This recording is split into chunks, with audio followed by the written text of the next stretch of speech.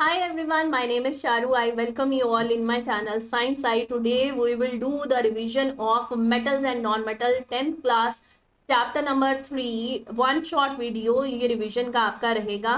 Already मैं full chapter का video बना चुकी हूँ. लिंक मैं डिस्क्रिप्शन बॉक्स में दे दूंगी. Please subscribe Science Side. Let's start the video. We have a lot of metals and non metals around us.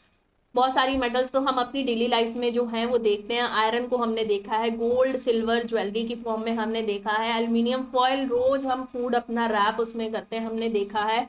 Mercury thermometer के अंदर जब भी बीमार होता है थर्मामीटर यूज करते हैं तो हम देखते हैं मरकरी जो है अंदर फिल्ड होता है थर्मामीटर में. ठीक है, तो कितने सारी मेटल्स होगी. नॉन मेटल्स को हम डेली लाइफ में देखते हैं. हमने डायमंड देखा है, कार्बन का एलोट्रॉप है डायमंड, तो वो नॉन मेटल है, उसको देखा. हमने ग्रेफाइट को देखा है, हमने लैब में रेड फॉस्फोरस देखा होगा आपने. जितनी भी ये आपकी गैसेस है ना, ये हाइड्रोजन और नाइट्रोजन और ऑक्सीजन, ये आपने देखी. ऑक्सीजन तो वैसे ही इनहेल कर रहे हैं हम, तो ये आपकी नॉन मेटल्स हैं. इसके अलावा फ्लोरीन, ब्रोमीन, आयोडीन, ये सारी जो है आपकी नॉन मेटल्स हैं. नाउ पीरियोडिक टेबल की अगर बात करें, ये कितना सारा पीरियोडिक टेबल, इसमें कितने सारे एलिमेंट्स हैं, इसमें से मैक्सिमम आपको मेटल्स दिखने को मिलेंगी. अब कौन कौन सी आपको यहाँ से यहाँ अल्कली मेटल देखने को मिलेगी. ये सारी अल्कली मेटल्स हैं. ये सेकंड वाली जो रो है आपकी, ये वाला, ये आपके अल्कलाइन अर्थ मेटल्स हैं. ठीक है, और ये वाला जो बीच वाला एरिया है ये डी ब्लॉक का यानी ट्रांजिशन मेटल्स आपको देखने को मिल रही हैं. These are transition metals, d block के एलिमेंट्स. और ये लास्ट वाला जो है दैट इज एफ ब्लॉक. ठीक है, इनर ट्रांजिशन मेटल्स बोलते हैं इनको. नाउ ये येलो वाले आपके सारे नॉन मेटल्स हैं. इसमें वन ऑफ द हाइड्रोजन हमने उस तरफ रखा है, लेकिन ये नॉन मेटल है. ठीक है, तो कितनी सारी मेटल्स और नॉन मेटल्स हैं. अब पढ़ लेते हैं इनकी फिजिकल प्रॉपर्टीज. तो फिजिकल स्टेट सबसे पहले देख लेते हैं कि किस तरह से दिखने में मेरे को, कैसे मेटल्स और नॉन मेटल्स दिखने में मेरे को पता है. तो दिखने में ये सॉलिड हैं, जो मेटल्स हैं वो सॉलिड हैं रूम टेम्परेचर पे, लेकिन एक को छोड़ के. एक्सेप्शन तो इस चैप्टर में बहुत सारी है, एक्सेप्ट मरकरी. मरकरी आपका ऐसा मेटल है जो लिक्विड फॉर्म में आपको मिलता है.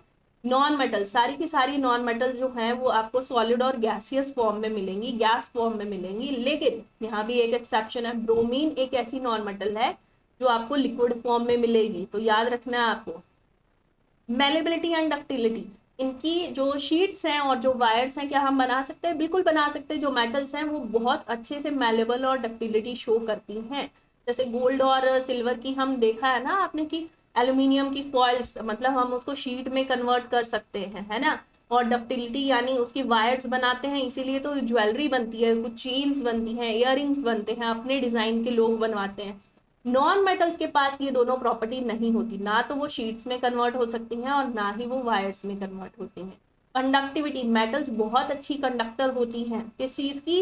हीट की और इलेक्ट्रिसिटी की. लेकिन फिर से एक्सेप्शन है. एक्सेप्ट लेड और मरकरी, ये पुअर कंडक्टर्स होती हैं. ठीक है, जनरली ये जो नॉन मेटल्स होती है ना आपकी, वो पुअर कंडक्टर होती हैं. लेकिन एक एक्सेप्शन, कौन? ग्रेफाइट एक ऐसा नॉन मेटल है जो गुड कंडक्टर है इलेक्ट्रिसिटी का. वो क्यों? क्योंकि उसके पास होते हैं free electrons. Now next, melting and boiling point. क्या मेटल जल्दी से मेल्ट हो जाती है? नहीं. मेटल्स ये क्या शो करती हैं? हाई मेल्टिंग और बॉइलिंग पॉइंट. लेकिन एक्सेप्शन आ गया. गैलियम और सीजियम ऐसी दोनों मेटल्स हैं जो हाथ में रखते ही मेल्ट हो जाती हैं, तो इसका मतलब इनका मेल्टिंग पॉइंट कैसा है? लो मेल्टिंग पॉइंट है. नॉन मेटल्स कैसा शो करती हैं मेल्टिंग पॉइंट? लो मेल्टिंग और बॉइलिंग पॉइंट. लेकिन इसमें भी एक्सेप्शन है. कौन? किसका मेल्टिंग पॉइंट बहुत ज्यादा हाई है? डायमंड का, क्योंकि वो नेचुरली अक्रिंग हार्डेस्ट सब्सटेंस है आपका. This is hardest. ठीक है. लस्ट्रस, लस्ट्रस का मतलब होता है चमक. क्या मेटल्स चमकती हैं? उनमें थोड़ा सा शाइनी अपीयरेंस होता है, बिल्कुल होता है. किसी भी गोल्ड और सिल्वर वाली ज्वेलरी वाली मेटल को देख लो, सब मेटल जो है थोड़ा सा चमक उनमें लस्ट्रस प्रॉपर्टी होती है. नॉन मेटल में चमक होती है? नहीं होती. लेकिन एक्सेप्शन, किसके पास चमक होती है भाई? आयोडीन एक ऐसी नॉन मेटल है जो आपको लस्ट्रस प्रॉपर्टी शो करेगी. नाउ नेक्स्ट, सोनरस मतलब साउंड. क्या आवाज आती है मेटल को बजाने से? बिल्कुल आवाज आती है. मेटल्स सोनरस होती हैं. नॉन मेटल्स कैसी होती हैं? नॉन मेटल से आवाज नहीं आती. ठीक है, जो आपके कार्बन के एलोट्रॉप्स हैं जैसे डायमंड है या ग्रेफाइट है, उनसे कोई आवाज नहीं आती. हार्डनेस, क्या हार्ड होती है मेटल्स? बिल्कुल हार्ड होती हैं. किसको छोड़ के? फिर से एक्सेप्शन. ऐसी कुछ मेटल्स होती हैं जिनको हम नाइफ से भी कट कर सकते हैं। अरे बड़ी अजीब सी मेटल्स है जिनको नाइफ से कट कर सकते हैं। कौन कौन सी? सोडियम, लिथियम और पोटाशियम को हम नाइफ से कट कर सकते हैं। नॉन मेटल्स कैसी होती है? नॉन मेटल्स होती है सॉफ्ट, लेकिन यहाँ भी एक्सेप्शन। डायमंड एक ऐसी नॉन मेटल है जो आपकी हार्ड है, बल्कि हार्डेस्ट नेचुरली अकरिंग सबस्टांस है। नाउ ऑक्साइड्स, अगर हम मेटल्स का रिएक्शन ऑक्साइड्स के साथ कर दे, मतलब ऑक्सीजन के साथ अगर वो रिएक्ट कर जाए, तो वो कैसे ऑक्साइड्स बनाएंगी? बेसिक ऑक्साइड्स बनाएंगी। याद रखना है, सोडियम हाइड्रोक्साइड, एक का नाम याद रख लो, याद रहेगा तुम्हें कि सोडियम तो मेटल है, तो वो तो हाइड्रोक्साइड के साथ सोडियम हाइड्रोक्साइड एक बहुत स्ट्रॉन्ग बेस बना रहा है, यानी वो बेसिक नेचर की। और अगर नॉन मेटल्स की बात करें बच्चे, वो एसिडिक भी बनाते हैं और न्यूट्रल ऑक्साइड्स भी बनाते हैं। Now we will do the next important points कर लेते हैं जो हमने अभी टेबल में देखे, और उसमें आने वाले एक्सेप्शन जो आपको एमसीक्यू की फॉर्म में आ सकते हैं। क्या इंपॉर्टेंट पॉइंट्स है? गोल्ड और जो सिल्वर है ना, वो सबसे ज्यादा मेलेबिलिटी और डक्टिलिटी शो करते हैं। जो बेस्ट कंडक्टर है ना मेटल्स, हीट के जो बेस्ट कंडक्टर हैं वो है सिल्वर और कॉपर। यहाँ लिख देती हूँ कि मैं मेटल्स की बात कर रही हूँ। नाउ नेक्स्ट, कुछ मेटल्स जैसे लेड और मरकरी वो पुअर कंडक्टर हैं हीट के, तो प्लीज इसको याद रखना है आपने। Now mercury is a metal which is in the liquid state. Bromine is a non-metal which is in the liquid state. Iodine is a non-metal which is lustrous. Carbon is a non-metal, it has a allotropes. Diamond जो है वो hardest है, बल्कि ये non metal है, इसको soft होना चाहिए था, लेकिन एक्सेप्शन है डायमंड। और ग्रेफाइट आपका एक्सेप्शन है क्योंकि वो कंडक्टर की तरह एक्ट करता है। क्यों एक्ट करता है? क्योंकि उसके पास होते हैं फ्री इलेक्ट्रॉन्स। ये हमने कहाँ पढ़ लिया है? ये हमने कार्बन एंड इट्स कंपाउंड वाले चैप्टर में एलोट्रॉप्स ऑफ कार्बन पे अच्छे से पढ़ चुके हैं हम। नाउ हमारे पास जनरली सारी की सारी मेटल्स होती हैं हार्ड, लेकिन यहाँ भी एक्सेप्शन, कुछ मेटल्स ऐसी हैं जो बहुत सॉफ्ट होती हैं, they can be cut with knife. कौन सी एग्जांपल है? लिथियम, सोडियम और potassium. Done. Now next, what are the chemical properties of metals. अब मेटल्स की केमिकल प्रॉपर्टीज पढ़ लेते हैं कि ऑक्सीजन के साथ रिएक्ट होके क्या होगा, वाटर के साथ रिएक्ट होगा तो क्या होगा, अगर एसिड्स के साथ रिएक्ट होगा तो क्या होगा। तो चलिए स्टार्ट करते हैं। फर्स्ट है आपका ऑक्सीजन के साथ, ये देखिए मैग्नीशियम की मेटल ऑक्सीजन के साथ रिएक्ट करेगी तो क्या बनाएगी बच्चे? ऑक्साइड बनाएगी। हमें तो ये पता करना है वो बेसिक है या एसिडिक है, तो वो बेसिक जो है आपके ऑक्साइड्स बनाएंगी अगर मैं मेटल्स की बात कर रही हूँ तो। ना अब किसी भी मेटल को रिएक्ट करवा दो, कॉपर को ऑक्सीजन के साथ करवाओगे कॉपर ऑक्साइड, एल्यूमिनियम को करवाओगे एल्यूमिनियम ऑक्साइड। एक इंपॉर्टेंट बात, एल्यूमिनियम और जिंक के जो ऑक्साइड्स हैं वो एम्फोटेरिक नेचर के होंगे। एम्फोटेरिक का मतलब वो एसिड के साथ भी रिएक्ट करने की कैपेसिटी रखते हैं, बेस के साथ भी, जो दोनों के साथ कैपेसिटी रखता है कंबाइन करने की, उस चीज को हम बोलते हैं एम्फोटेरिक नेचर। तो ये है एम्फोटेरिक नेचर। किसको किसको याद रखना है? एल्यूमिनियम को और जिंक को। ठीक है, तो एल्यूमिनियम का ऑक्साइड जो है Al2O3 प्लस आपने HCl यानी एसिड के साथ रिएक्ट करवाया, तब इसने एल्यूमिनियम क्लोराइड वाला सॉल्ट बनाया। जब हमने इसको बेस के साथ रिएक्ट करवाया सोडियम हाइड्रोक्साइड के साथ, तो इसने सोडियम एल्यूमिनेट बनाया, NaAlO2। आपको फॉर्मूला याद रखना है, आपको रिएक्शन आ सकती है। तो दीज आर टू एम्फोस्टेरिक, आपको याद रखने हैं, ऑक्साइड्स होते हैं। कौन कौन से? एल्यूमिनियम का ऑक्साइड और जिंक के ऑक्साइड। ठीक है, रिएक्शन मन में एक की भी याद होगी तो आप दूसरा का कर सकते हो। एल्यूमिनियम का जो ऑक्साइड है उसकी एसिड के साथ रिएक्शन करोगे सॉल्ट बनेगा। अगर आप बेस के साथ रिएक्ट करोगे सोडियम एल्यूमिनेट बनेगा। उसी तरह से जिंक के साथ जिंक एल्यूमिनेट बनेगा। ठीक है, तो सॉरी सोडियम जिंकेट बनेगा। अगर जिंक के साथ सोडियम हाइड्रोक्साइड रिएक्ट करता है, यहाँ अगर जिंक का ऑक्साइड होता तो वो सोडियम जिंकेट बनाता। नाउ लास्ट, कुछ मेटल के ऑक्साइड्स आपके पानी में डिसॉल्व होने से आपको स्ट्रॉन्ग अल्कली प्रोड्यूस करवा देते हैं। फॉर एग्जांपल सोडियम का ऑक्साइड है, अगर मैं उसकी रिएक्शन वाटर के साथ कर दूंगी ना तो मुझे सोडियम हाइड्रोक्साइड मिलेगा, और मैं इसको बोलती हूँ this is alkali which is soluble in water is known as alkali. जो बेसिस आपके सॉल्युबल होते हैं एक्वस सॉल्यूशन में या वाटर में, जो सॉल्युबल होते हैं उनको हम बोलते हैं अल्कली। ठीक है, next, reaction of metals with water. अगर मैं मेटल्स का रिएक्शन, जैसे यहाँ पे पोटाशियम का रिएक्शन मैं कर रही हूँ वाटर के साथ, तो क्या बनेगा, हाइड्रोक्साइड बनेगा। इंपॉर्टेंट बात क्या है, यहाँ बहुत सारी एनर्जी रिलीज होती है, हीट रिलीज होती है, इसलिए मैं इस रिएक्शन को नाम देती हूँ दिस इज एक्सोथर्मिक रिएक्शन। अब जैसे पोटाशियम है ना, वैसे ही सोडियम होगा, वैसे ही लिथियम होगा। अब एक और इम्पॉर्टेंट बात, इसमें हाइड्रोजन गैस जो है वो बाहर इवॉल्व होती है, ठीक है। अब सोडियम भी कर रहा है, कैल्शियम भी कर रहा है, सब कर रहे हैं। इंपॉर्टेंट बात आती है कैल्शियम को लेके। कैल्शियम पता क्या करता है, जैसे ही हाइड्रोजन गैस इवॉल्व, हाइड्रोजन के बबल्स बनते हैं ना, तो कैल्शियम उसके ऊपर स्टिक कर जाता है, stick to the bubbles of the hydrogen. तो हमें ऐसे लगता है कि जो कार्बन है वो फ्लोट कर रहा है सरफेस पे। वो क्यों, क्योंकि वो बबल्स के ऊपर चिपका हुआ है, तो हमें ऐसे लगता है कि जो कैल्शियम है वो फ्लोट कर रहा है सरफेस के ऊपर। नाउ अब जो आपका वाटर है वो कोल्ड है, हॉट है। जो सोडियम है, जो पोटाशियम था, जो कैल्शियम था, ये बच्चे कोल्ड वाटर के साथ रिएक्शन दे रहे थे। अब मुझे पता है कि अगर मैगी बनती है तो हम पानी गर्म करके बनाते हैं ना, ठंडे पानी में नहीं बनाते। तो मैग्नीशियम जो है वो गर्म पानी के साथ यानी हॉट वाटर के साथ रिएक्ट करता है, और कुछ मेटल स्टीम के साथ रिएक्ट करती हैं। कौन कौन सी, एल्यूमिनियम, जिंक और आयरन जो है वो स्टीम के साथ रिएक्ट करते हैं, और स्टीम के साथ रिएक्ट करके बनाएंगे वो मेटल का ऑक्साइड ही। एल्यूमिनियम है प्लस वाटर, एल्यूमिनियम ऑक्साइड बना। आयरन है प्लस वाटर, आयरन ऑक्साइड बना। तो आयरन और एल्यूमिनियम का ऑक्साइड बना कब, जब वो स्टीम के साथ रिएक्ट करी। आपको मैग्नीशियम का तो पक्के से याद रखना है कि मैगी वही हॉट वाटर में बनती है। नेक्स्ट, मेटल्स जो हैं वो एसिड्स के साथ रिएक्ट करके क्या देंगे, सॉल्ट देंगे। फॉर एग्जांपल जिंक है, अगर एसिड के साथ में उसको रिएक्ट करवा दो तो ZnCl2 मिल जाएगा, हाइड्रोजन गैस जो है वो इवॉल्व आउट हो जाएगी। तो this is the important reaction. याद क्यों रखनी है, क्या काम है भाई इसका। इंपॉर्टेंट क्वेश्चन ये है कि अगर मैं हाइड्रोक्लोरिक एसिड की बात कर रही हूं तो नाइट्रिक एसिड वो भी तो एसिड है, उसके साथ भी तो ऐसा होना चाहिए, लेकिन उसके साथ ऐसा नहीं होता। नाइट्रिक एसिड एक स्ट्रॉन्ग ऑक्सीडाइजिंग एजेंट होता है, वो इस हाइड्रोजन को इवॉल्व नहीं करता, बल्कि हाइड्रोजन के साथ ऑक्सीजन को अटैच करके वाटर को बाहर निकालता है रिएक्शन में। कौन, नाइट्रिक एसिड HNO3 क्या एक्ट करता है, ऑक्सीडाइजिंग एजेंट की तरह एक्ट करता है। What is oxidising agent, comments में बताना। तो वो क्या करता है, ऑक्सीडाइजिंग एजेंट फटाफट से ऑक्सीजन अपनी रिलीज करके देने का काम कर रहा है। इतनी सारी तो है उसके पास, देने का ही काम करेगा। यहाँ से भी याद रख सकते हो, तो बहुत सारी ऑक्सीजन है जो देने का काम कर रहा है, और दी किसने, हाइड्रोजन इवॉल्व की, हाइड्रोजन को इसने कन्वर्ट कर दिया वाटर में।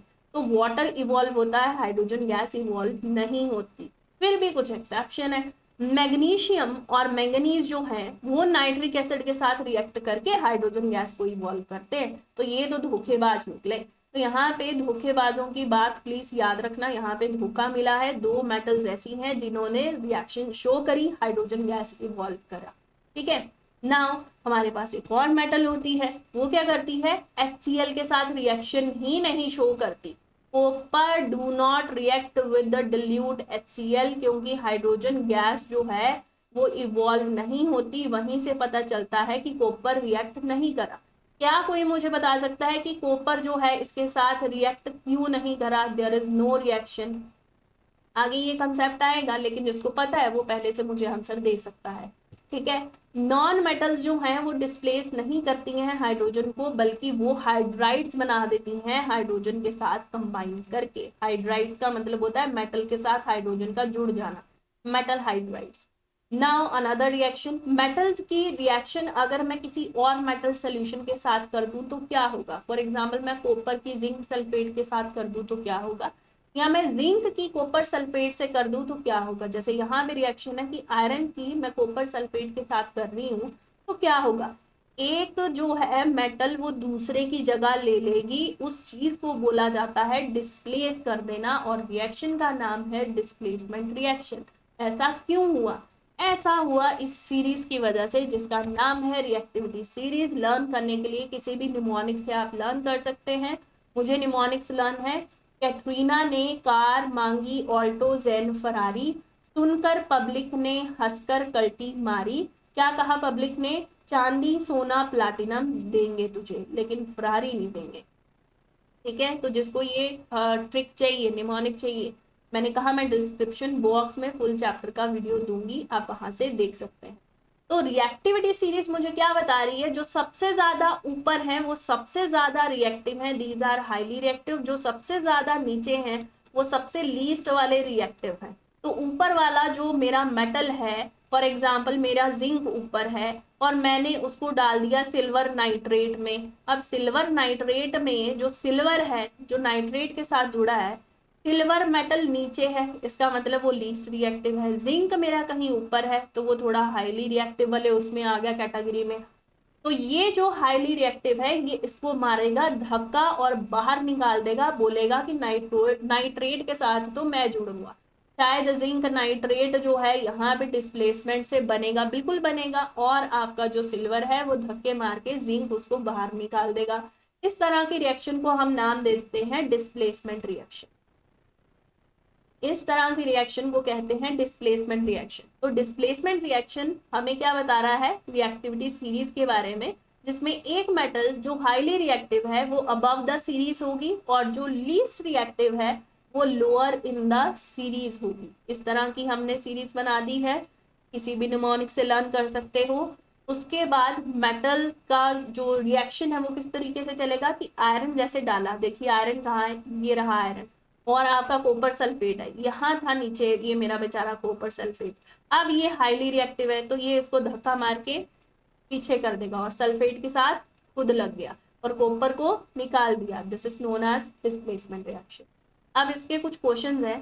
सिल्वर मेटल को अगर हम ऐड करते हैं आयरन सल्फेट में तो क्या होगा, देखिए सिल्वर कहाँ है, इसको इरेज कर रही हूँ। सिल्वर मेटल को हम आयरन सल्फेट में डाल रहे थे तो क्या होगा, देख लेते हैं क्या होगा। सिल्वर यहाँ है, आयरन सल्फेट यहाँ है, ये रहा iron sulphate.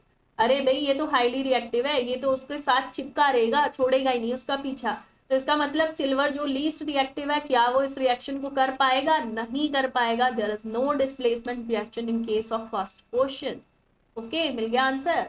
Now the second one, अब देख लेते हैं सेकंड में क्या होगा। कॉपर मेटल को हमने ऐड करा है NaCl में, चलिए देख लेते हैं क्या होगा। NaCl मतलब यहाँ की बात कर रही हूँ मैं, ये कोई कंपाउंड है और उसमें मैंने डाल दिया कॉपर, ये डाला मैंने, ये लीस्ट रिएक्टिव है।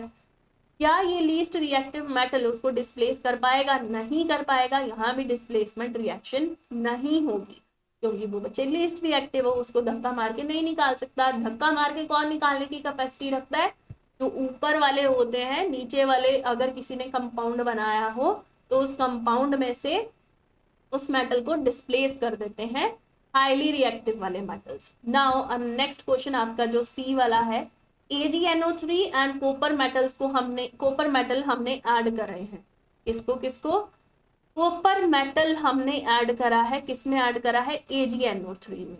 ये वाला मेरा कंपाउंड था। अब आपको पता है ये लीस्ट रिएक्टिव है बच्चे, ये हाईली रिएक्टिव है। और अगर आप कॉपर को सिल्वर नाइट्रेट में ऐड करोगे तो कॉपर तो यहाँ पे राजा बना है तो वो इसको मारेगा धक्का और कर देगा बाहर।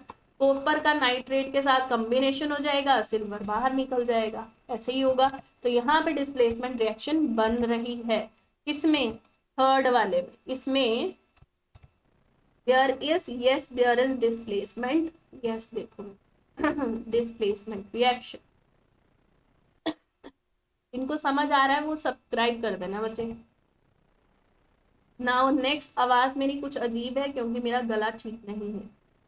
Zinc is added to the iron sulphate, zinc ये रहा, आयरन सल्फेट में हमने डाला, कहाँ है आयरन भाई, ये रहा आयरन सल्फेट। तो आयरन सल्फेट नीचे है, लेस रिएक्टिव, ये हाईली रिएक्टिव है, ऑब्वियसली यहाँ पे डिस्प्लेसमेंट होगी, यस डिस्प्लेसमेंट होगी। ये भी लिख दूं, डिस्प्लेसमेंट, ठीक है। नाउ नेक्स्ट, फूड कैन आपके कोटेड होते हैं टिन से, टिन क्या होता है भाई, SN जो आपका सिंबल होता है that is for the tin, not with zinc, zinc से कोटेड नहीं होते, टिन से कोटेड होते हैं। अब देख लेते हैं ऐसा क्यों। टिन कहाँ है, ये रहा, जिंक कहाँ है, ये रहा। अरे जिंक तो हाईली रिएक्टिव है, ये लेस रिएक्टिव है। अगर मैं जिंक से उसकी कोटिंग करूंगी ना बच्चे, तो फूड में जितना एसिडिक या बेसिक मटेरियल होगा ना उसके साथ ये रिएक्ट कर जाएगा जिंक, और ये अपना ही कंपाउंड बना देगा। फॉर एग्जाम्पल जिंक का कुछ कार्बोनेट बना दिया या जिंक का क्लोराइड बना दिया, जो भी उसको बनाना था उसने बनाया, और वो कंपाउंड हमारे लिए, अगर हम उसी टिन वाले, अगर हम उसी कैन से खाना खा रहे हैं जिसमें जिंक की कोटिंग की हुई थी, तो वो पॉइजनस एक्ट करेगा, वो पॉइजन बन जाएगा वो कंपाउंड जो अंदर होगा, और हम अगर उस पॉइजन उस कंपाउंड को खा लेंगे तो डेथ भी हो सकती है। इसलिए हम जिंक की कोटिंग नहीं करते, हम जो लीस्ट रिएक्टिव है उसकी कोटिंग कर देते हैं। तो यहाँ पे हुआ ये वाला question. Last, why copper is use to make the hot water tank. आप कॉपर को क्यों यूज करते हो, स्टील को क्यों नहीं यूज करते हॉट वाटर टैंक बनाने के लिए? कहाँ है भाई, स्टील बना है आयरन के अलॉय से। कैसे याद रखते हैं भाई, आयरन का जो अलॉय है जिसको हम बोलते हैं स्टील, उसका एक तरीका है याद रखने का, फी करनी करनी। ठीक है, तो Fe यानी आयरन, क्रोमियम, निकल, इन सबको ऐड करके ना मेरा स्टील बनता है। ठीक है, ये बात होगी अलॉय की। आयरन जो है वो यहाँ है, और दूसरा कौन था भाई, कॉपर, तो ये रहा मेरा कॉपर। अब इन्होंने कहा है कि आप आयरन को नहीं बनाते। अभी थोड़ी देर पहले तो पढ़ा बच्चे कि जो आपका आयरन है वो किसके साथ रिएक्ट कर रहा था, वो स्टीम के साथ रिएक्ट करने की कैपेसिटी रखता है। अब यहाँ पे क्योंकि हॉट वाटर टैंक की बात हो रही है, जिसको हम बॉयलर भी कहते हैं, तो बॉयलर में स्टीम तो बनेगी, इंडस्ट्रीज में यूज होते हैं ना बड़े बड़े बॉयलर, क्योंकि उनको ज्यादा क्वांटिटी में मटेरियल बनाना है। वो थोड़ा थोड़ा शैम्पू या थोड़ा थोड़ी चीज थोड़ी बनाते, थोड़ी थोड़ी मेडिसिन थोड़ी बनाते हैं, उन्हें लार्ज क्वांटिटी में बनाना होता है। दे यूज बॉयलर्स, बड़े बड़े बॉयलर्स होते हैं। अब उसके अंदर बनती है स्टीम। आयरन मेरी स्टीम के साथ रिएक्ट करने की कैपेसिटी रखती है, तो मुझे ये रिएक्शन नहीं करवानी कि जिसमें आयरन का ऑक्साइड बन जाए, क्योंकि अगर ये दोनों रिएक्ट करके तो Fe2O3 या Fe3O4 आयरन का ऑक्साइड बनेगा, और ये हमारे लिए नुकसानदायक है। इसलिए हम हॉट वाटर टैंक्स में स्टील को ना यूज करते हुए कॉपर को यूज करते हैं। कॉपर आपका लीस्ट रिएक्टिव है, और वैसे भी कॉपर अच्छा होता है ना, हम तो कॉपर वाला ही पानी पीते हैं, हम ऐसे मानते हैं कि कॉपर का पानी पीना बहुत अच्छा होता है सेहत के लिए। Now we will do the ionic compound. What are ionic compound, जिनको इलेक्ट्रोवैलेंट कंपाउंड भी कहते हैं, उनमें आयनिक बॉन्ड होता है। आयनिक बॉन्ड तब बनता है जब किसी दो एलिमेंट्स के बीच में गिव एंड टेक वाला रिलेशन हो, गिव एंड टेक रिलेशन। अब आप ऐसे तो नहीं लिखेंगे, आपको तो प्रॉपर आंसर लिखना है, तो कैसे लिखेंगे, हम ले लेंगे कोई एग्जाम्पल। फॉर एग्जाम्पल NaCl ले लीजिए, KCl ले लीजिए, कोई भी ले लीजिए, इजी वाली उठानी है तो NaCl ले लीजिए। NaCl में जो Na है जिसका एटॉमिक नंबर है 11, उसकी कॉन्फ़िगरेशन है 281। अब आउटर शेल में एक इलेक्ट्रॉन है, this is the valence shell, this is the valence electron, ये जो 1 है। अब मैं बात कर लेती हूँ Cl की, जिसका एटॉमिक नंबर है 17, उसकी कॉन्फ़िगरेशन है 287। अब 7 उसके वैलेंस इलेक्ट्रॉन है। अब स्टेबल बनने के लिए सोडियम को एक इलेक्ट्रॉन लूज करना है, उसको नहीं चाहिए भाई, क्यों, उसको चाहिए कुछ ऐसे नंबर जिससे स्टेबिलिटी जो है वो बन जाए, तो उसको चाहिए सिर्फ इतनी इतनी कॉन्फ़िगरेशन सोडियम को, और क्लोरीन को चाहिए इतनी इतनी कॉन्फ़िगरेशन। क्यों, क्योंकि वो आर्गन की तरह बन जाएगा। अगर आर्गन की तरह बन जाएगा तो नोबल गैस की तरह बन जाएगा। अगर नोबल गैस कोई बन जाता है तो वो सबसे ज्यादा क्या हो जाता है, स्टेबल। इसी तरह से सोडियम है, सोडियम एक इलेक्ट्रॉन अगर लूज कर देता है तो वो किसकी तरह बन जाएगा, नियन की तरह, जो जिसका एटॉमिक नंबर 10 है। और अगर ऐसा बन गया तो नोबल गैस बन गया, नोबल गैस बन गया तो स्टेबल बन गया। अब इन दोनों को क्योंकि बनना है स्टेबल, तो इन्होंने कहा भैया मेरे पास एक इलेक्ट्रॉन एक्स्ट्रा है, मैं उसको लूज कर देता हूं, and if you want this electron, तो आप इस इलेक्ट्रॉन को गेन कर लीजिए। तो यहाँ पे 7 की बजाय क्या बन जाएगा, 8, और यहाँ पे ये एक इलेक्ट्रॉन लूज हो जाएगा। तो हुआ ना गिव एंड टेक वाला रिलेशन इन दोनों के बीच में। तो Na भी मान गया, लूज करना चाहता है, क्लोरीन भी मान गया, वो गेन करना चाहता है। तो कैसा होगा कॉन्फ़िगरेशन, Na के ऊपर एक पॉजिटिव आएगा क्योंकि एक इलेक्ट्रॉन लूज कर रहा है, Cl के ऊपर एक नेगेटिव आएगा क्योंकि वो क्या करना चाहता है, इस इलेक्ट्रॉन को लेना चाहता है। तो इन दोनों के बीच में there is a transfer of this electron to the Cl, जिसकी वजह से एक बॉन्ड बनेगा Na और Cl के बीच में। This is Na positive, Cl negative. ये जो बॉन्ड है जो गिव एंड टेक यानी ट्रांसफर ऑफ इलेक्ट्रॉन से बना है। What happen, there is a transfer of electron between the two elements, तो यहाँ पे जो ट्रांसफर ऑफ इलेक्ट्रॉन से बॉन्ड बना है that is known as ionic bond. तो यहाँ पे बना है आयनिक बॉन्ड जिसका नाम है इलेक्ट्रोवैलेंट बॉन्ड। ठीक है, तो यहाँ पे दो आयनिक स्पीशीज बन गई, one is the cation and the other is the anion. तो यहाँ पे इस तरीके से दो जो आपके एलिमेंट्स थे उनके बीच में इस तरह से क्या बना, बॉन्ड बन गया। तो मेटल जो है वो लूज करता है इलेक्ट्रॉन, क्योंकि मेटल्स की नेचर कैसी होती है, they are electropositive in nature. Electropositive मतलब अपना इलेक्ट्रॉन दूसरों को देने वाले, लूज करने वाले, लूज इलेक्ट्रॉन। और जो नॉन मेटल्स होती हैं जैसे कि क्लोरीन है, फ्लोरीन है, ब्रोमीन है, वो इलेक्ट्रोनेगेटिव नेचर की होती है। कहाँ लिखूं, यहाँ लिख देती है।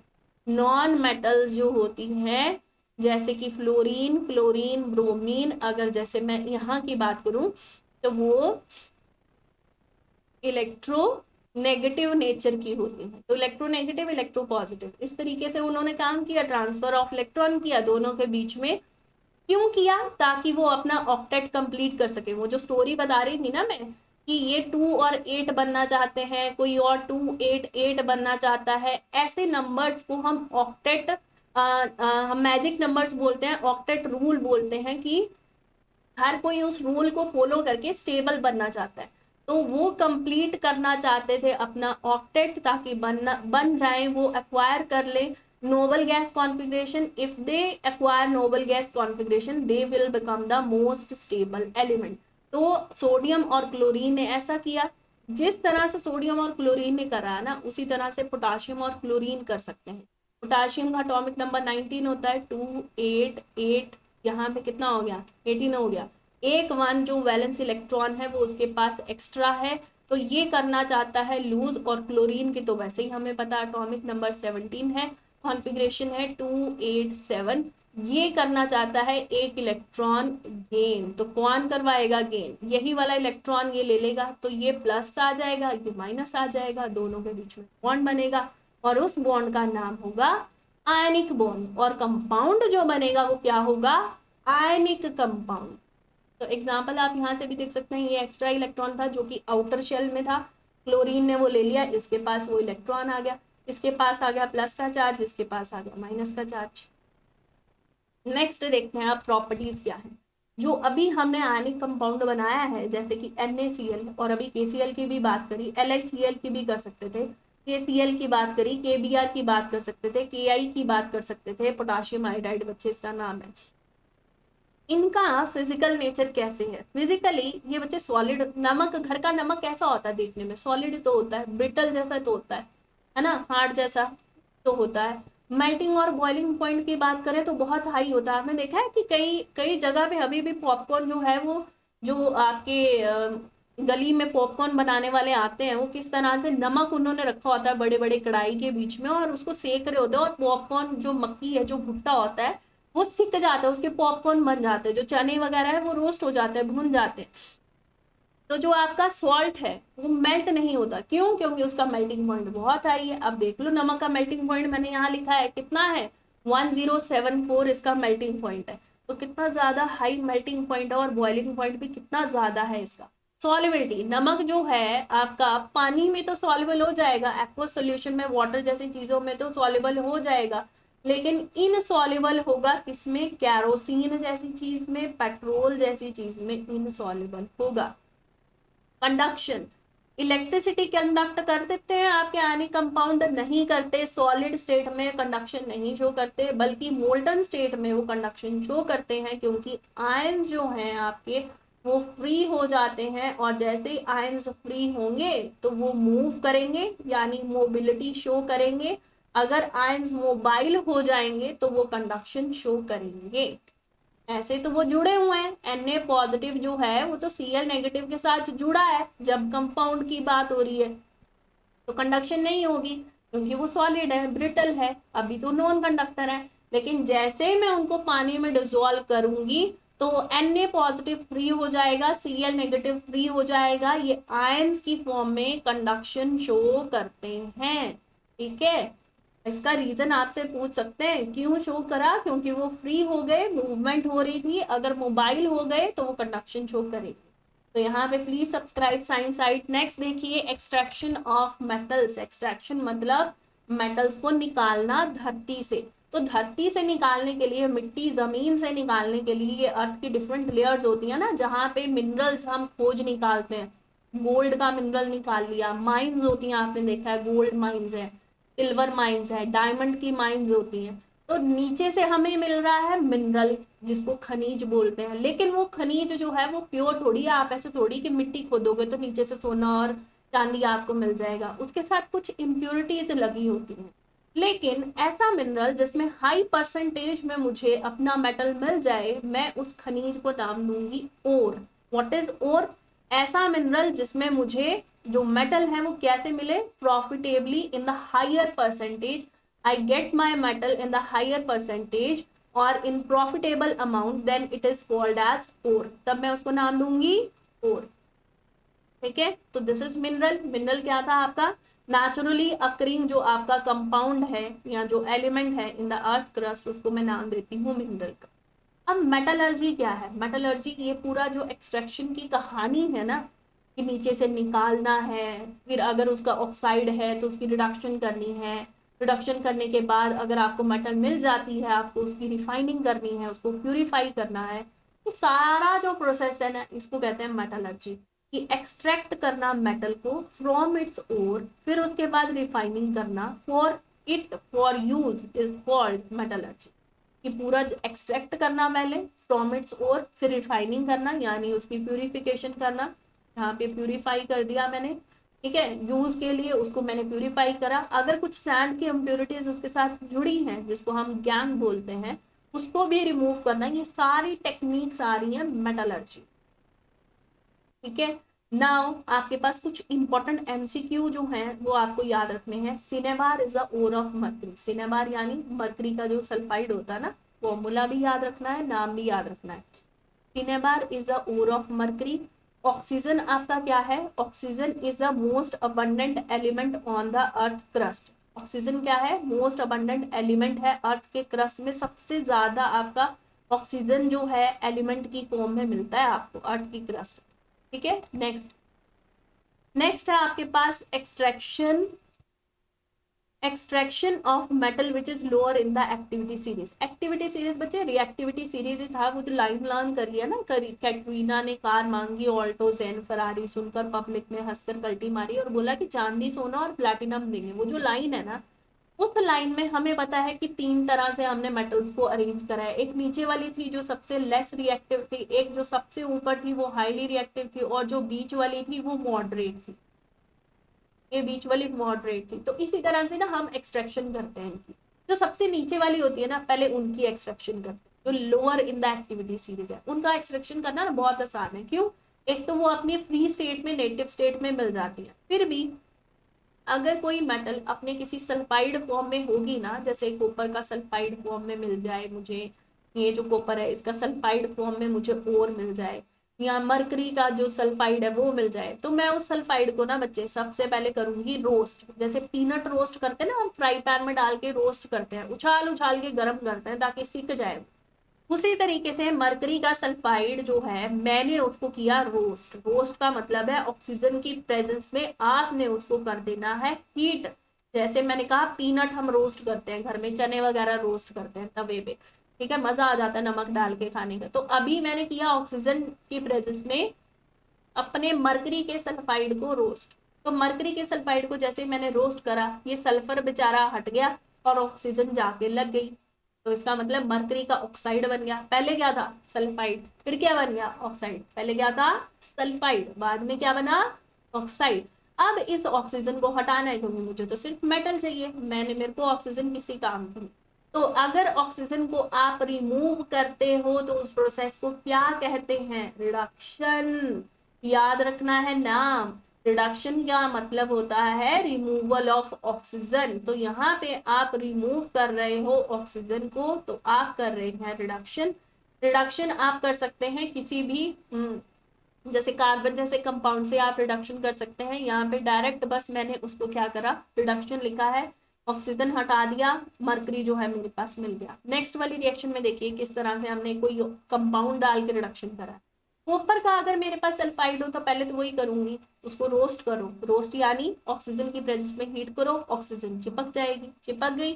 अब इस ऑक्सीजन को हटाना है, मुझे तो सिर्फ कॉपर चाहिए, तो कॉपर का ऑक्साइड कॉपर के ही सल्फाइड के साथ उसकी मैं करूंगी रिडक्शन। तो जैसे ही मैंने करी रिडक्शन तो मुझे सिर्फ कॉपर का मेटल चाहिए था, मिल गया। और ये जो सल्फर है ये इस ऑक्सीजन के साथ सल्फर डाइऑक्साइड मिल गया, गैस मिल गई, जो कि शायद एटमोस्फेयर में चले जाएगी, बात खत्म। वो मुझे नहीं चाहिए थी, वो चलेगी। और कॉपर जो मेटल है वो मैंने एक्सट्रैक्ट करनी थी, वो कर ली। अभी भी ये प्यूरिफाई नहीं है, इसको प्यूरिफिकेशन में मेरे को आगे यूज करना है। नाउ अब हम बात करते हैं दूसरा वाला जो मेरा रिएक्शन है।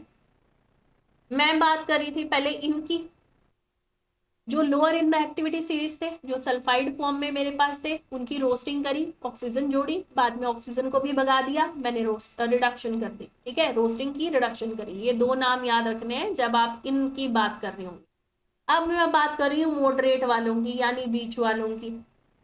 जब बीच वाली मेटल्स जैसे कि जिंक है, अगर मेरे मेरे पास उसका कोई और आ जाए, फॉर एग्जांपल जिंक का मेरे पास सल्फाइड आ जाए, मेरे पास जिंक का कार्बोनेट आ जाए, तो अगर सल्फाइड आ गया तो सल्फाइड की तो रोस्टिंग कर देंगे, फिर से ऑक्सीजन जो है लगाने के लिए उसको हवा में उछालो, in the presence of oxygen roast करो उसको, उसका ऑक्साइड बना लो। लेकिन अगर उसका हमारे पास हो कार्बोनेट, ठीक है, तो क्या करेंगे, calcination. What is calcination? Roasting तो समझ आ गया था कि इन प्रेजेंस ऑफ ऑक्सीजन आप करते हैं हीट, लेकिन अगर हो कैल्सिनेशन तो हम करते हैं in the limited air heat. Heat in absence भी लिख सकते हैं बच्चे, या लिमिटेड भी लिख सकते हैं। In the limited air you will heat it, आप हीटिंग ही कर रहे हैं लेकिन लिमिटेड एयर में। तो इसका मतलब इतनी सारी ऑक्सीजन जो आपके साथ पहले से जुड़ी है, आप उसको निकालो बाहर और इसको एक ही ऑक्साइड, मतलब एक ऑक्सीजन देके ऑक्साइड में कन्वर्ट करो। फिर क्या है, फिर तो बहुत आसान है, ऑक्साइड आ गया तो ऑक्साइड को निकालने के लिए क्या करते हैं, रिडक्शन। तो बाद में करेंगे रिडक्शन। रिडक्शन आप कार्बन के साथ भी कर सकते हैं, दिस इज बच्चे कार्बन, कार्बन डाल के रिडक्शन की, क्या आ गया, carbon monoxide, carbon carbon monoxide. और कार्बन मोनोऑक्साइड गैस है, वो तो चलेगी एटमॉस्फेयर में, मुझे जिंक का मेटल चाहिए था, लो जी मेटल। तो कितना इजी है, बीच वालों के लिए हमने रोस्टिंग भी की, बीच वालों के लिए, इनके लिए हमने रोस्टिंग भी की, रोस्ट भी किया, हमने कैल्सिनेशन भी किया क्योंकि उसके पास कार्बोनेट्स थे, हमने फिर बाद में रिडक्शन किया। तो इसमें 3 स्टेप्स इन्वॉल्व हुए। अब ऊपर वालों में देखो, ऊपर वाले तो वैसे ही हाईली रिएक्टिव हैं, तो जो अगर जो पहले से ही हाईली रिएक्टिव है उनको एक्सट्रैक्ट करना कितना टफ होगा, लेकिन फिर भी हम करेंगे, हमें तो ऊपर वाली मेटल्स भी चाहिए। तो कैसे करते हैं उनकी एक्सट्रैक्शन, ये देख लेते हैं। ये वाला पॉइंट अभी मैं बताती हूँ, पहले हम ये समझ लेते हैं।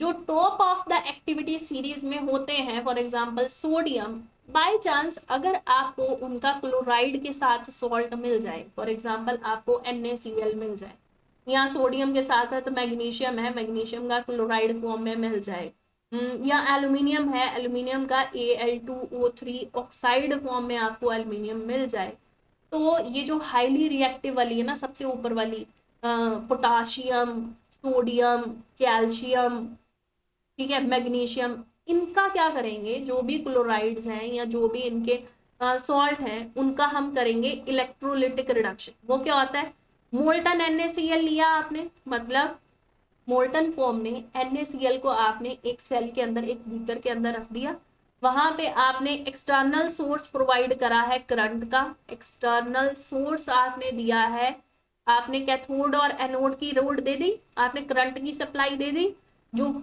नेगेटिव वाले जो इलेक्ट्रॉन्स हैं वो कैथोड की साइड पे, यहाँ पे नेगेटिव नेगेटिव नेगेटिव वाला रीजन है क्योंकि यहाँ पे इलेक्ट्रॉन्स है बच्चे, तो यहाँ पे बहुत सारे इलेक्ट्रॉन्स हैं और यहाँ पे पॉजिटिव चार्ज है, पॉजिटिव पॉजिटिव पॉजिटिव। तो NaCl मोल्टन स्टेट में है, Na आपका पॉजिटिव है, वो किसकी तरफ अट्रैक्ट हो जाएगा, नेगेटिव रोड की तरफ, और जो Cl नेगेटिव है वो किसकी तरफ चला जाएगा, पॉजिटिव की तरफ।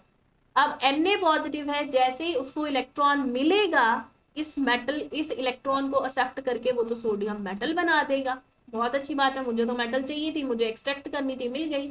और जो क्लोरीन का नेगेटिव है, जैसे ही वो एनोड यानी पॉजिटिव रोड पे जाएगा तो वो क्या बना देगा, नेगेटिव अपना रिलीज कर देगा, क्योंकि पॉजिटिव उसको अपनी तरफ अट्रैक्ट कर रहा है। तो वो Cl2 गैस को कर देगा एटमोस्फेयर में रिलीज, और 2 इलेक्ट्रॉन यहाँ से इवॉल्व हो गए, क्योंकि इसका जो नेगेटिव चार्ज है वो इलेक्ट्रॉन्स की फॉर्म में बाहर, इलेक्ट्रॉन्स दूसरी तरफ जाते जा रहे हैं। ठीक है, अब इस प्रोसेस को बोलते हैं इलेक्ट्रोलिटिक रिडक्शन करना। रिडक्शन यानी एडिशन करना। ठीक है, अब यहाँ पे इलेक्ट्रोलिटिक रिडक्शन से हम किस किस को ये वाला जो प्रोसेस है इसको किसके लिए, कौन कौन सी मेटल्स को एक्सट्रैक्ट करने के लिए यूज करते हैं, मैग्नीशियम, कैल्शियम, और वो भी क्या होने चाहिए, उनके क्लोराइड्स होने चाहिए। एल्यूमिनियम का जो ऑक्साइड है उसके लिए भी आप इलेक्ट्रोलिटिक रिडक्शन कर सकते हैं। और ये प्रोसेस किसके लिए थी, जो in the top of the reactivity series में थी प्रेजेंट, उनके लिए थी। कुछ कुछ मेटल्स अगर आपने एक्सट्रैक्ट करना है, अगर आपके पास उनका फॉर एग्जांपल आयरन का ऑक्साइड है, आप चाहते हैं मेरे पास आयरन मिल जाए, तो आप उसकी एल्यूमिनियम के साथ रिएक्शन कर दीजिए। आप एल्यूमिनियम क्योंकि हाईली रिएक्टिव है, आपको पता है ये higher in the activity series है एज कम्पेयर टू आयरन, जिसको पता हो, जिसको रिएक्टिविटी सीरीज लर्न है, वो मेरी बात समझ रहा होगा।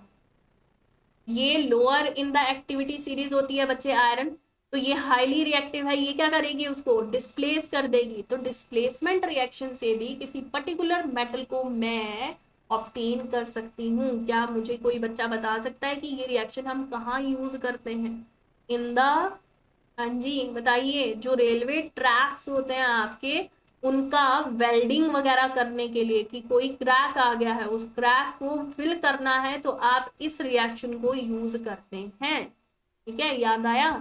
तो यहाँ पे ये प्रोसेस खत्म हुआ। हमारे पास एक इम्पॉर्टेंट प्रोसेस है आपकी इलेक्ट्रोलिटिक रिफाइनिंग। रिफाइनिंग का मतलब होता है प्यूरिफाई करना। अब मेरे पास मेटल्स आ गई, जितना भी एक्सट्रैक्शन का काम करना था बच्चे मैं वो कर चुकी हूँ। अब मैं उस मेटल को जो मैंने ऑब्टेन करा है उसको मैं प्यूरिफाई करूंगी, तो मैं उसको पता कहाँ रखूंगी, एनोड वाली साइड। क्यों रखूंगी, क्या कोई बता सकता है क्यों रखूंगी भाई। एनोड का मतलब होता है ऑक्सीडेशन वाली स्टेज, और ऑक्सीडेशन में क्या होता है, लॉस ऑफ इलेक्ट्रॉन, और लॉस ऑफ इलेक्ट्रॉन से क्या होगा, फॉर एग्जाम्पल मेरे पास आपका कॉपर है। ठीक है, मैं कॉपर की रिफाइनिंग करना चाहती हूँ, तो कॉपर जो है अगर मेरे पास यहाँ पे इम्प्योर फॉर्म में होगा और उसको मैंने एनोड वाली साइड में रखा होगा, एनोड पे ऑक्सीडेशन चलती है, ऑक्सीडेशन यानी लॉस ऑफ इलेक्ट्रॉन, तो कॉपर क्या करेगा, धीरे धीरे कॉपर पॉजिटिव बनाएगा, इलेक्ट्रॉन को लूज करता जाएगा। कॉपर पॉजिटिव कहाँ आता जाएगा, सोल्यूशन के अंदर यानी इलेक्ट्रोलाइट के अंदर कॉपर का पॉजिटिव आयन बढ़ता जाएगा, बढ़ता जाएगा। अब दूसरी साइड क्या है, नेगेटिव रोड है आपकी, जिसको हम कैथोड रोड भी बोलते हैं। ठीक है, वहां पे कैथोड वाली साइड में क्या होगा, कैथोड में होता है reduction. Reduction is gain of electron. तो जो मेरा कॉपर का ये जो सोल्यूशन है, ये क्या करेगा, सोल्यूशन वाला कॉपर इलेक्ट्रॉन को गेन करके कॉपर का मेटल बनाता जाएगा, वो भी किस तरफ, प्यूरिफाई होता जाएगा। वो प्योर आपको कॉपर जो है यहाँ पे डिपॉजिट होता होता होता ये रोड आपको बड़ी बड़ी बड़ी दिखती जाएगी, और ये वाली रोड आपको कम कम कम यानी घटती हुई दिखेगी, और जितनी भी इम्प्योरिटी है उसका लास्ट जैसे में एक मड बनेगा, जिसको हम बोलते हैं anode mud. This is anode mud or the impurities that left behind below the anode side, और जो कैथोड साइड है वहां पे जो रोड है वो क्या होती जाएगी, ठीक होती जाएगी, क्योंकि मुझे प्योर जो है, प्योर साइड जो है वहां पे कैथोड के ऊपर डिपॉजिट होता हुआ दिखेगा ऊपर। ठीक है, तो इस चीज को बोलते हैं इलेक्ट्रोलिटिक रिफाइनिंग। तो इसको रीड आउट कर लेना, किस किस के मेटल्स के लिए है, कॉपर के लिए, जिंक के लिए, सिल्वर के लिए, टिन के लिए, गोल्ड के लिए, निकल के लिए हम ये टेक्निक यूज करते हैं, जिसको कहते हैं electrolytic refining. Now next last topic है आपके पास, दैट इज कोरोजन। कोरोजन का मतलब होता है slow eating up of the metal या slow degradation of the metals because of the air and the moisture or the acidic conditions in the atmosphere is known as a corrosion. अगर iron को हम देखते हैं कि corrosion लग गया तो हम उसको रस्ट भी बोलते हैं। रस्टिंग ऑफ आयरन से आपका रेडिश ब्राउन कलर का कंपाउंड जो है वो फॉर्म होता है, किसकी वजह से? Because of the oxygen and the moisture. अगर कॉपर को कभी भी आप देखते हैं कि ग्रीन कलर की उसके ऊपर कोटिंग हो गई है तो समझ आना कि उसके ऊपर कार्बन डाइऑक्साइड जो गैस है, जो उसका कॉपर का कार्बोनेट है वो बनना शुरू हो गया, जिसकी वजह से उसको कोरोजन लगनी शुरू हो गई। अगर सिल्वर को आप ब्लैक कलर की कोटिंग में देखते हो तो समझ आना कि सिल्वर जो है वो कोरोडेड हो चुका है, किसकी वजह से? सल्फर की डेपोजिशन की वजह से। हाइड्रोजन सल्फाइड होती है ना एयर में, वो डिपॉजिट होना शुरू हो जाती है सिल्वर के ऊपर, जिससे उसकी चमक खत्म हो जाती है और वो ब्लैक कलर में कन्वर्ट होना शुरू हो जाता है, ब्लैक कोटिंग बनना शुरू हो जाती है। ठीक है, कॉपर के ऊपर ग्रीन कलर की कोटिंग बनना शुरू हो जाती है। प्रिवेंट कैसे करते हैं भाई कोरोजन को? आप पेंट कर दो, ग्रीस कर दो, ऑयलिंग कर दो, अलॉय फॉर्मेशन कर दो, क्रोम प्लेटिंग कर दो। ठीक है, अलॉय फॉर्मेशन मतलब अलॉयस होता है मेटल का मेटल के साथ मिक्सचर बना देना, मेटल का नॉन मेटल के साथ मिक्सचर बना देना, ये एक होमोजीनियस मिक्सचर होता है। ठीक है, फॉर एग्जाम्पल अलॉय में अगर आप एग्जाम्पल देंगे, आप ब्रास दे सकते हैं, ब्रॉन्ज दे सकते हैं, सोल्डर दे सकते हैं। और आपको ये भी पता होना चाहिए कि ब्रास किससे बना है, ब्रॉन्ज किससे बना, कौन सी ऐसी दो मेटल्स के कॉम्बिनेशन से बना है, सीखना पड़ेगा। जैसे थोड़ी देर पहले मैं आयरन का बता रही थी ना, जो स्टील है वो अलॉय है, कैसे याद रखना है? फी कर नी करनी, इस तरीके से। आयरन है, क्रोमियम है, निकल है, तो कोई ट्रिक लगा के आप लर्न रख सकते हैं। आपको यहाँ पे एक इम्पॉर्टेंट बात की गैल्वेनाइजेशन भी एक ऐसी प्रोसेस होती है जिससे हम कोरोजन को हटा सकते हैं, रोक सकते हैं। गैल्वेनाइजेशन का मतलब है, मैं इसमें जेड डाल देती हूँ, जेड से मुझे याद रहता है कि जिंक की अगर आप कोटिंग कर देते हैं आयरन के सरफेस के ऊपर तो आयरन प्रोटेक्ट रहती है। क्यों? क्योंकि जिंक रिएक्टिविटी सीरीज में ऊपर है, ठीक है, आयरन जो है वो नीचे है, इसका मतलब ये हाईली रिएक्टिव है, तो इसकी हमने अगर कोटिंग कर दी तो ये रिएक्शन शो कर देगा ऑक्सीजन के साथ या वाटर के साथ, और मेरा आयरन जो है ये बच जाएगा, ये प्रोटेक्टेड रहेगा। तो अगर आप बचाना चाहते हैं आयरन की रस्टिंग को, कोरोजन को, तो आप जिंक की कोटिंग करिए, यानी आप गैल्वेनाइजेशन करिए, अलॉय फॉर्मेशन करिए। अगर आप कभी भी मरकरी का अलॉय देखें ना, जिसमें मरकरी हो उसके साथ कोई और मेटल या नॉन मेटल आपने मिक्स किया हो, तो मैं उसको नाम दे देती हूँ amalgam. Amalgam is alloy of mercury, ये बात याद रखनी है। किसी मेटल या नॉन मेटल के साथ आप मिक्स कर रहे हैं, लेकिन वन ऑफ द मेटल जिसको आप यूज कर रहे हैं अगर वो मरकरी है तो उस अलॉय का नाम होगा अमलगम। तो यहाँ पे मैं बोल रही हूँ आपका वीडियो एंड हो चुका है। Thank you, please subscribe Science side और शेयर करिए बच्चे, and like the video. Please subscribe Science side. Thank you and all the best for your exam बच्चे, बहुत अच्छा होगा।